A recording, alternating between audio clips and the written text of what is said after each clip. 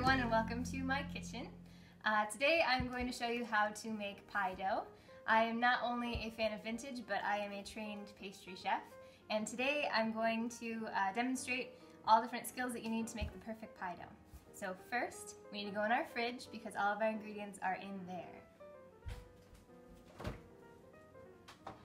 We have cold butter, cold water, and all of our dry ingredients are cold as well. So our butter stays cold. So we have butter, flour, sugar, and salt. Not all pie dough has sugar, but this one does because I like to add a little bit of sweetness to my pie dough. We have all butter by itself, no shortening, no lard, just because I like the flavor of butter more than lard, and it also has a better mouthfeel. And what that means is when you eat it, it melts with your body temperature, and shortening takes a higher temperature, so it kind of coats your tongue and doesn't taste very good. So first thing we're going to do is we're going to mix this all together.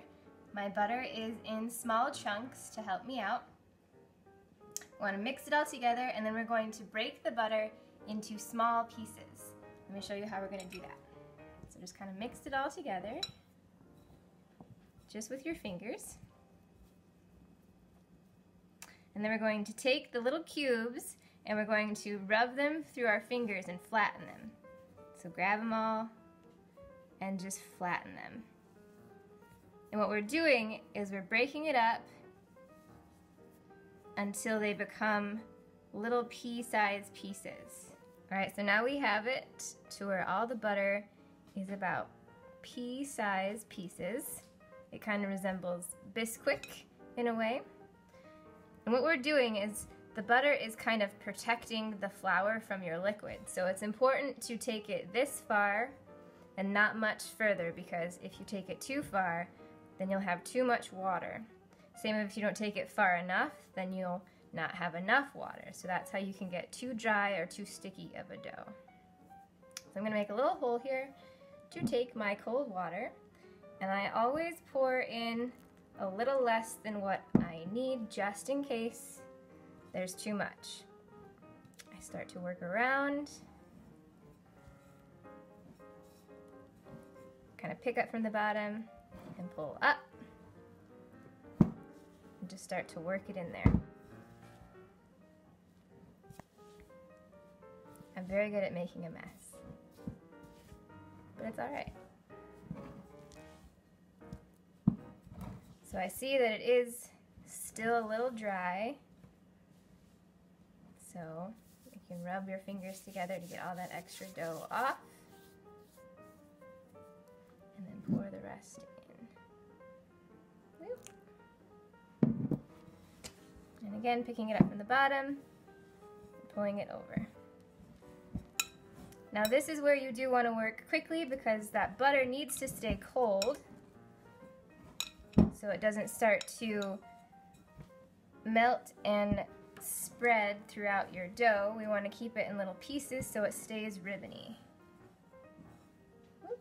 So it's starting to come together. Whoop.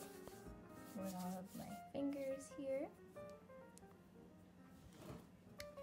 And you don't want to like squish it, you want to keep just folding it together.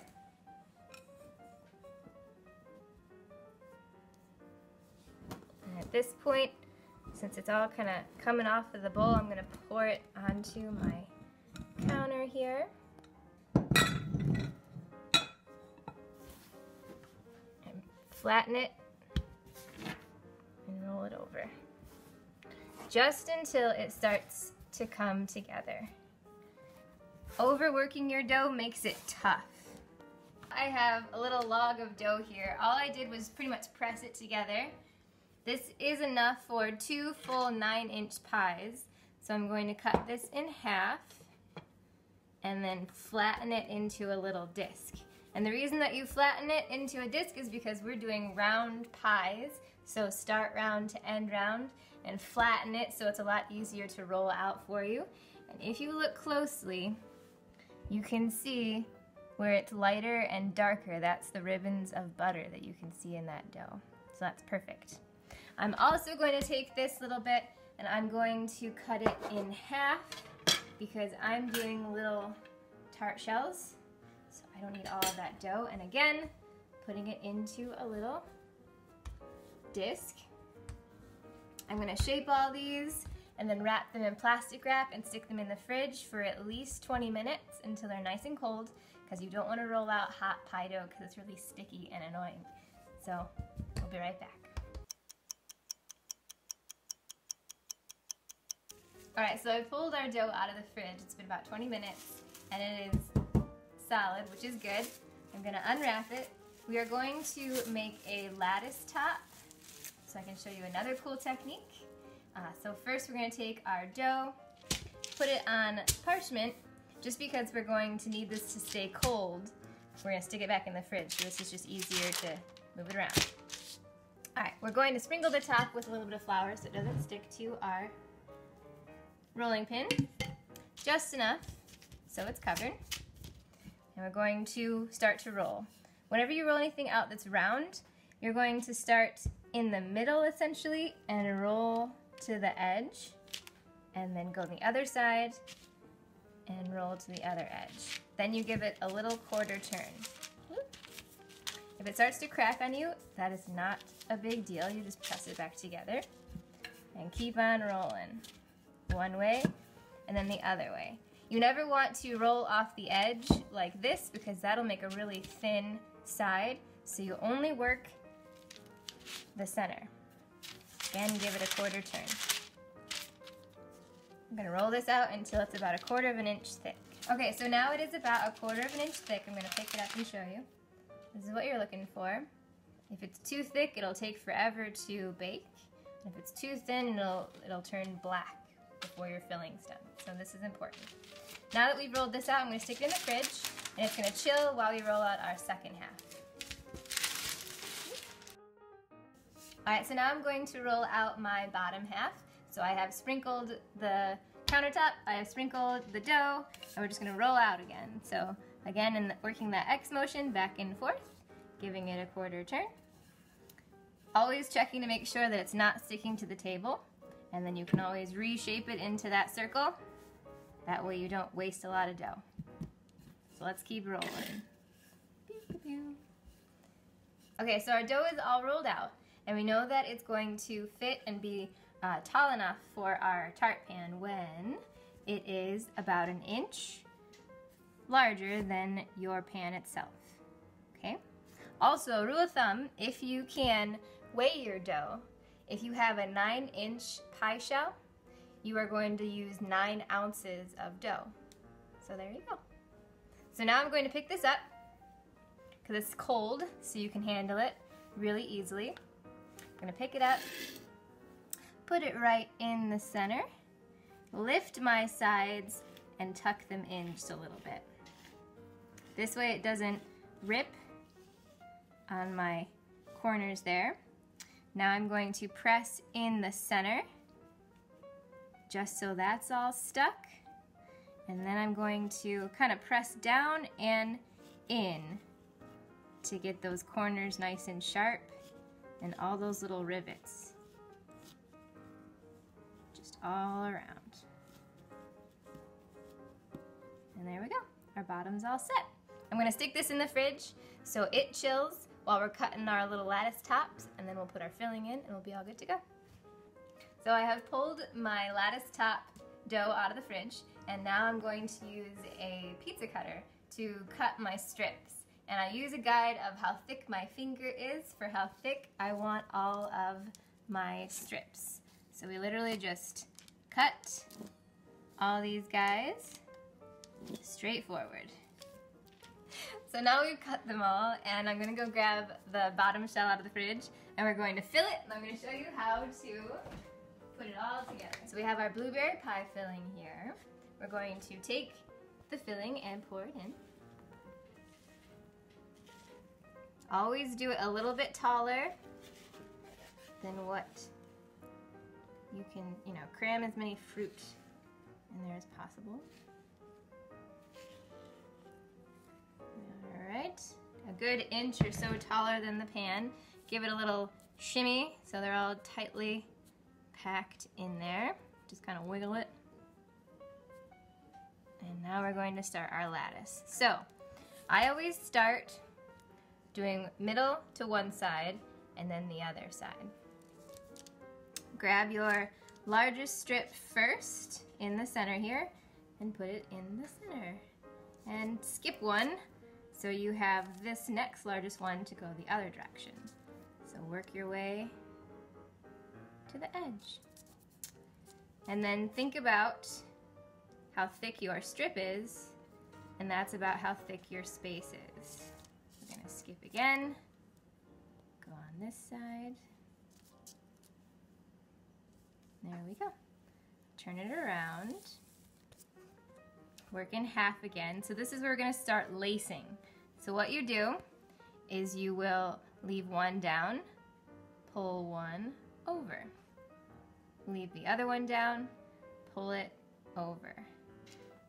And then leave that one down. Grab our large one again.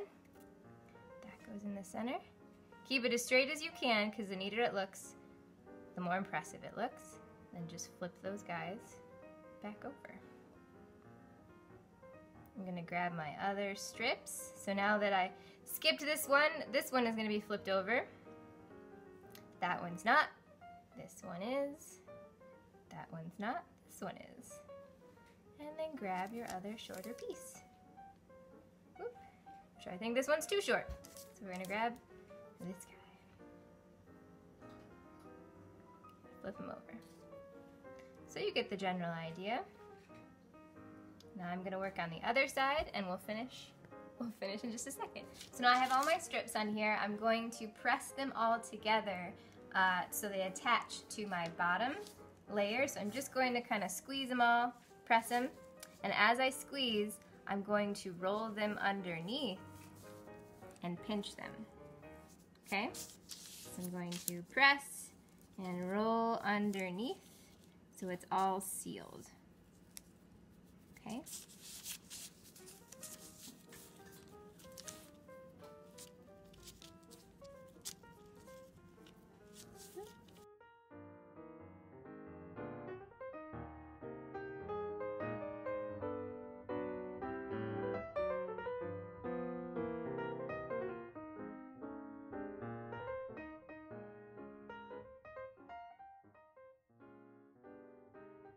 So I've got everybody tucked in and ready to go. Now I'm just going to egg wash it.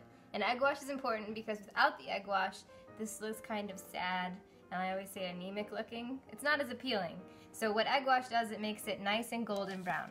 My egg wash has an egg yolk and heavy cream. And I'm just gonna go around and brush all of our strips where you can see them. Making sure not to get puddles of the egg because puddles will make scrambled eggs and nobody wants that. But wherever this is, you will see it. So you want to make sure that you cover everything. If not, it'll be streaky and not as pretty. Once I get this all painted, I'm going to stick it into an oven and it's going to bake for about half an hour and then we'll see this beautiful pie finished.